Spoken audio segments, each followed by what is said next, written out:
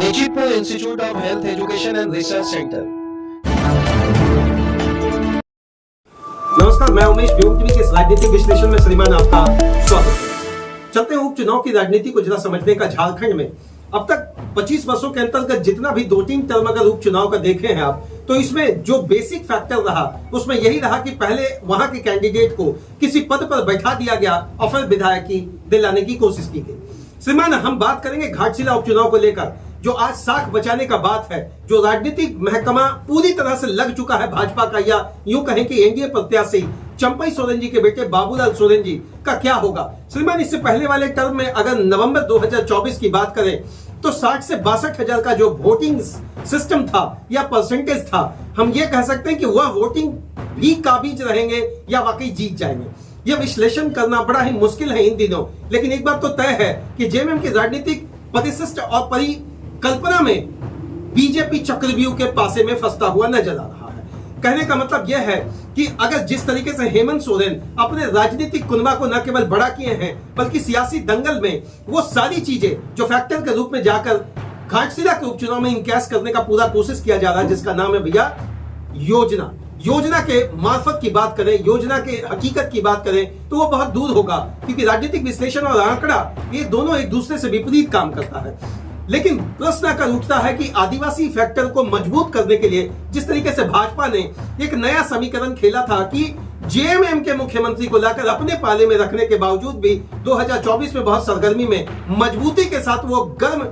एहसास नहीं राजनीति को दिला पाए, यह समझना पड़ेगा। समझना इस बात को भी पड़ेगा कि आपको यह किस ऐसा कौन सा चीज है जो राजनीतिक विश्लेषण के अखाड़े में जो परिवर्तन का बात रखा गया, क्या बाबूलाल जी अपना साख बचा पाएंगे कि नहीं। अगर नहीं बचा पाएंगे तो चंद सवाल, जो स्टार प्रचारक के रूप में लिस्ट जारी किया गया था, क्या पूरी तरह से लोग पहुंच पा रहे हैं, या भीतर खाने रोटी कुछ और सेक रहा या पक रहा है, रोटी फूलेगा या नहीं फूलेगा, या फिर वहां किस तरह से खिचड़ी पकेगा, ये तो बात की बात है। लेकिन एक बात तय है कि चंपई काका पुरजोर तरीके से लगे हैं और माननीय मुख्यमंत्री रहने के बावजूद अभी जो उनके लिए एक बहुत बड़ी बात है, क्या वो साख को बचा पाने में भारतीय राजनीति के अंतर्गत झारखंड में अपने बेटे को स्थापित कर पाएंगे या नहीं। क्योंकि साख इस तरीके से है कि भैया वंशानुगत की बात दूसरे पार्टियों के द्वारा रखते रखते अब भाजपा भी उसी चक्रव्यूह में आकर फंसी है। नंबर 1, तमाम राजनीतिक पार्टियां आड़े हाथों लेकर इस बात को कह रही है कि एसटी सीट को रिजर्व करने के बाद केवल यह मैटर नहीं होता है कि हमको जीत दिला देना है। एक बात आप लंबे समय से कर रहे हैं, जिस पर कांग्रेस पर आरोप लगाए, जेएमएम पे आरोप लगाए, या जितनी भी दूसरी पार्टियां हैं या दूसरे राज्यों की पार्टियां हैं, वहां अपने विश्लेषणात्मक तरीके से अपने लोगों के द्वारा, अपने महाप्रकांड विद्वान के द्वारा यह बात लगाया गया आरोप के तौर पर कि दूसरी जितनी भी पार्टियां हैं वंशानुगत सिस्टम से रन करती है। क्या हुआ चंपई काका का ये स्लोगन,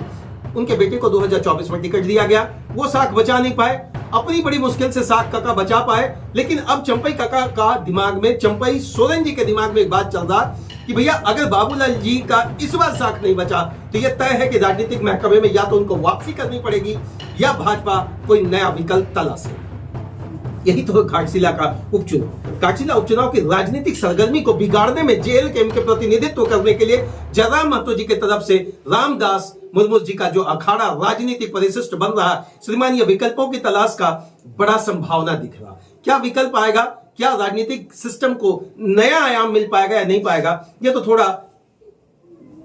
शब्द रखना पड़ेगा। शब्द इस बात के लिए भी रखना पड़ेगा कि बाबूलाल सोरेन जी अपनी साख को बचा पाते हैं अपने पिता के प्रतिनिधित्व के अंदर या नहीं। यह भी बात बहुत बड़ा प्रश्न उठकर आता है कि अगर भाजपा वहां से इस बार अपनी सीट को खो देती है, क्योंकि ये एक बड़ा विकल्प, बड़ा मौका, बड़ा सिस्टम मिला है, और इस मौके को अगर इनकेस करने में जरा सी भी दिक्कत हुई तो बाबूलाल जी का राजनीतिक करियर, मुझे लगता है, मैं ये नहीं कर सकता कि एक तरफा हो जाएगा। हाँ, थोड़ा संशय में भाजपा की तरफ से पड़ जाएगा, क्योंकि भाजपा इस बात को हमेशा कही है कि पार्टी विद द डिफरेंस का नारा देकर जो पार्टी लंबे समय से राजनीतिक अखाड़े में अपना राजनीतिक खेल खेलती रही है, अब यह खेल का सबसे बड़ा मजा क्या आदिवासी फैक्टर में मजबूत तरीके से बाबूलाल मरांडी जी, अर्जुन मुंडा जी या इनके बड़े बड़े दिग्गज निकाल पाएंगे या नहीं पाएंगे, ये थोड़ा शब्द रखना पड़ेगा। बहुत बहुत धन्यवाद। राजनीतिक विश्लेषण के अंतर्गत चंपई जी अपने बेटे के साख को मजबूत करने में लगे हैं। देखते हैं आने वाले समय में क्या होगा। तब तक आप सभी को झारखंडी जोहार और जय हिंद।